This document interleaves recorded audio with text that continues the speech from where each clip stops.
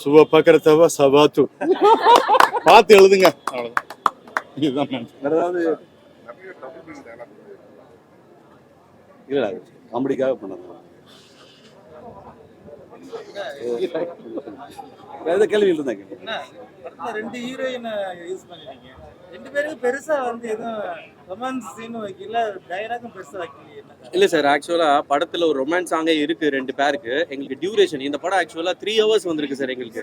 So 3 hours எங்களால் கொடுக்க நிறைய காமெடி சீன்ஸு. இப்போ சார் பார்த்தீங்கன்னா ஜவா சுந்தரேசன் சார் அவரோட டயலாக் ஒன்று இருக்குது. இந்த இடத்துல அவர் வந்து டிரான்ஸ்லேட்டர் இன்ட்ரடியூஸ் பண்ணுவார். அப்போ அவர் சொல்லுவார், அவர் பேர் என்னன்னு கேட்டால் கிட்டா, டிரான்ஸ்லேட்டர் கிட்டான்னுவார். அப்படின்னா என்னன்னா கிட்டாத்தூர் கோவர்த்தனன் அப்படின்னுவார். அப்போ சிங்கம்புலி கேட்பாரு, அதுக்கு ஏன் அவ்வளோ தூரம் போகிற அப்படின்னு. இந்த மாதிரி நிறைய காமெடி சீன்ஸ் இவர் அள்ளி கொட்டியிருக்காங்க ஸ்க்ரீன் பிளேலையும் டைலாக்லையும். அண்ட் சரவணன் எங்கள் கோ டைரக்டர், நண்பா கொஞ்சம் வாங்க. அவரை இந்த இடத்துல நான் தவிர்க்கவே முடியாது. எனக்கு ஃபர்ஸ்ட் படம் ஒரு காமெடி படமாக அமைஞ்சது. ஸ்கிரிப்ட் பண்ணுறதுக்கு ப்ரொடியூசர் கேட்ட மாதிரி நம்ம பண்ண முடிஞ்சுது. அதுக்கு அடுத்து நம்ம ஒரு திரைக்கதை அமைக்கணும், டைலாக்ஸ் எழுதணும் போது நம்ம எழுதி திருப்தி வரல. அப்போது எனக்கு நண்பர் முருகானந்தம் உள்ள வந்தார், பெரிய ஆளுமையாக இருந்துச்சு. அவர் கூட வந்தவர் தான் சரவணன். அவரும் ஒரு இயக்குனர், இவர் ஒரு இயக்குனர். எனக்கு ஒரு பெரிய பலமாக இருந்தாங்க. நான் அடுத்த படங்கள் பண்ணும்போதும் இவங்களெல்லாம் தவிர்க்க முடியாமல் ஒரு நிர்பந்தத்துக்கு ஆளாகிற மாதிரி ஆகிப்போச்சு. நான் இப்போ மைண்டில் எழுத ஆரம்பித்தாலே ஜவா சுந்தரேசன் சார் முதல்ல நிற்கிறாரு. எனக்கு ஃபஸ்ட்டு அவரை தான் நான் ஃபிக்ஸ் பண்ணேன். அண்ட் நட்டி சார் ஒரு பிம்பமாகவே வந்துட்டாரு. எல்லாருமே ஒரு குடும்பம் மாதிரி ஆகிட்டாங்க எங்களுக்கு. இப்போ நான் திருப்பி நண்பன்கிட்ட சொல்லிட்டு இருந்தேன், டூரேஷனுக்காக தான் அது பண்ண முடியும். இந்தியாவில் வந்து பெரும்பாலும் நிறைய பெரிய பெரிய பண முதலாளிகள் வந்து நாட்டையே சுருட்டிட்டு போயிருக்காங்க. விஜய் மல்லையா போன்ற ஆட்கள்லாம் வந்து நிறைய இந்தியாவோட பணத்தை வந்து சுருட்டிட்டு போயிருக்காங்க. அவங்க என்ன இந்தியாவிலேருந்து அவங்க வந்து பிடிச்சி இன்னும் கொண்டு வரல நம்ம நாட்டுக்கு. துணிச்சலை எப்படி நீங்கள் அவங்கள வந்து மீன் பண்ணி நீங்கள் இந்த டைலாக் காமெடியை எப்படி கொண்டு வரீங்க? அதாவது ஆக்சுவலாக என்னன்னா, இது வந்து முழுக்க ஹியூமர், அவ்வளோதான். காமெடிங்கிறப்பட்ட அந்த எண்ணத்தோட பண்ணது தான். யாரையும் வந்து அவங்கள குறிப்பிட்டு செய்யணும், இவங்களை குறிப்பிட்டு வைக்கணும் அப்படின்னு எந்த அரசியல் உள்நோக்கமோ யாரையும் வந்து பர்டிகுலராக நோட் பண்ணி சொல்கிறது அப்படிலாம் இல்லை. முழுக்க காமெடியாக மட்டும் பாருங்க தலைவா, வேற எதுவுமே இல்லை தலைவா இதில். சார் இன்னொரு விஷயம் சார், இப்போ நீங்கள் கரெக்டாக கேள்வி என்ன சார் புரியல. இல்லை பல பேரும் சொல்லலை, உங்களுக்கு தெரிஞ்சிருக்கும் யார் யாரெல்லாம் அப்படின்னு. உங்களுக்கே வரலாறு சொல்லணும். உங்களுக்கு திரும்பி ரீவைண்ட் பண்ணி பார்த்தீங்கன்னா இந்த சாமியார் வேஷம் போட்டு என்னென்ன பண்ணியிருக்காங்கன்னு தெரியும் உங்களுக்கு. அது உங்களுக்கே தெரிஞ்சது தான். அந்த மாதிரி அந்த மாதிரி ஆளுங்கள்ல இருக்காங்கிறது உண்மை தானே. அந்த உண்மையை நாங்கள் பிரதிபலிச்சிருக்கோம் சார். அப்படிலாம் இல்லை சார். அவர் நண்பர் கேட்டார் இந்த இடத்துல, அவங்க எல்லாம் கொடுக்கல, நீங்க அவங்கள பத்தி யூஸ் நிஜத்துல கொடுக்கல, அட்லீஸ்ட் இப்படியாவது நம்மளால வாங்க முடியுமா ஒரு கற்பனை இல்லைன்னு ஒரு ஆசை தான். யாரும் குறிப்பிடுவோம். ஆமா, நீங்க ஆக்சுவலா ஒரு சரி ஓரளவு பாசிட்டிவா போயிட்டு இருக்கு சார், பாசிட்டிவா போயிட்டு இருக்கு. ஆமா சார். நீங்க ஒரு கேள்வி கேட்டீங்க, 2 ஹீரோயினும் இருந்தும் அவங்கள சரியா பயன்படுத்தலான்னு. அந்த கிளாமர் பாயிண்ட் எல்லாம் நம்ம முகேஷ் ரவியை எடுத்துக்கிட்டதுனால அவங்களுக்கு கொடுக்க முடியாம போயிடுச்சு.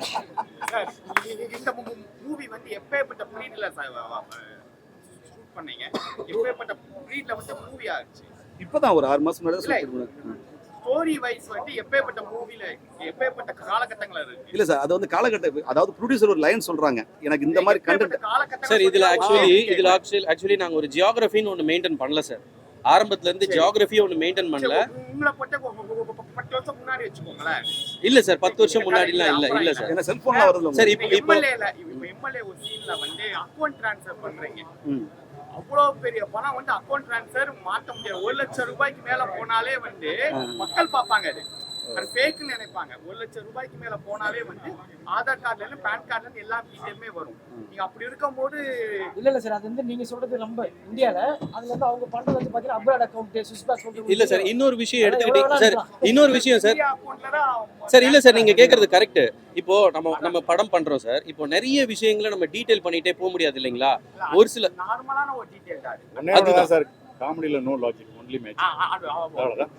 சதுரங்க வேட்டை பார்க்குற மாதிரி இருக்கு சார் படம் பார்க்குறது. Oh thank you. கதை எழுதும்போதே இந்த திருட்டு கதை கொள்ளடிக்கிற கதை தான் நட்டி தான் செட் ஆகாது சொல்லி முடிவு பண்ணிட்டீங்க. இல்ல நட்டி ரொம்ப பொருத்தமா இருக்காரு அதுல. என்னமோ தெரியல, நட்டி சார் வந்து ரொம்ப பொருத்தமா இருக்காரு. உண்மையா அவர் தான் சூட் ஆவார் அப்படின்னு நீங்க தேர்வு பண்ணி எழுதிட்டீங்களா? ஆமா. எழுதி முடிச்சதுக்கு பிறகு இதை யாரு கரெக்டா இருப்பான்னா, தமிழ்நாட்டில் இருக்கிற ஹீரோக்கள்ல நட்டி சார் தான் கரெக்டா இருப்பாருங்கிறது எங்க எல்லாத்துக்குமே ஒத்த கருத்து அதுதான். ஆமா, சொல்றது தப்பு இல்லையா சார். அவரு சதுரங்க வேட்டை பார்த்ததுல இருந்து அடுத்தவங்களை வந்து பேசி அதாவது மெஸ்மரிசம் மாதிரி பண்ணி அந்த காசை வந்து ஆட்டை போடுற விஷயத்துல நட்டி சாருக்கு ஈடு இல்லைங்கிற மாதிரி இருக்கு. இது அது அவர் பெருமையாக தான் நினைக்கிறேன். எப்படி ஒரு பயங்கரமான வில்லன் வந்து நம்பியார் சார் இருப்பார், எம்ஜிஆருக்கு ஆப்போசிட்டாக இருப்பார், அதுக்காக அவர் கெட்டவர் இல்லை. ஆனால் பயங்கரமான வில்லன்கிற நம்பியார் சாரை பார்த்தோம்ல, அந்த மாதிரி இப்போ கெட்டவராவோ ஏமாத்துற விஷயமாவோ பயங்கரமான ஒரு பொய் சொல்லி ஏமாத்துற விஷயத்த நட்டி சார் அடிச்சுக்க ஆளே இல்லாத மாதிரி தோணுது சார். சார் கான்மேன் அப்படின்னும் போது கான்மேன் அப்படின்னும் போது காமெடி இருக்கும். கான்மேன் அப்படின்னும் போது நீங்க வந்து சதுரங்க வேட்டையை வந்து அவாய்ட் பண்ணிட்டு வர முடியாது இல்லைங்களா?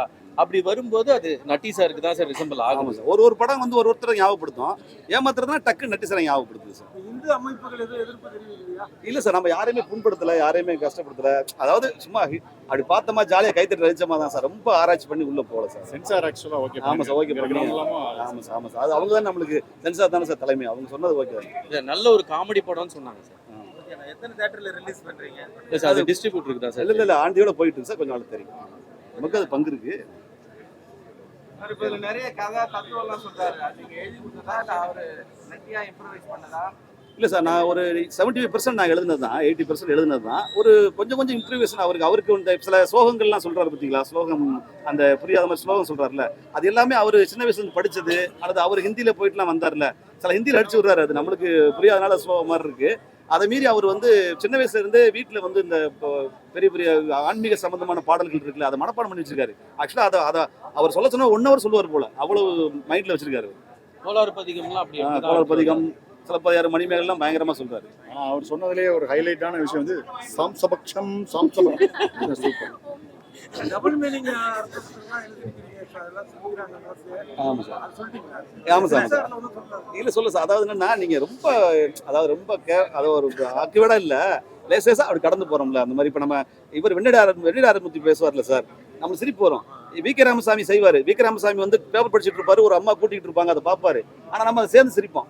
வி.கே. ராமசாமி பார்த்தா சிரிப்போம், அதே பிரகாஷ்ராஜ் பார்த்தா வந்து நம்மளுக்கு கோவம் வரும் பிரகாஷ்ராஜ் மேல. ஆனா ஏன் வி.கே. ராமசாமி சார் மேல கோவம் வர மாட்டேங்குது? அதே தான் அவரும் பண்றாரு.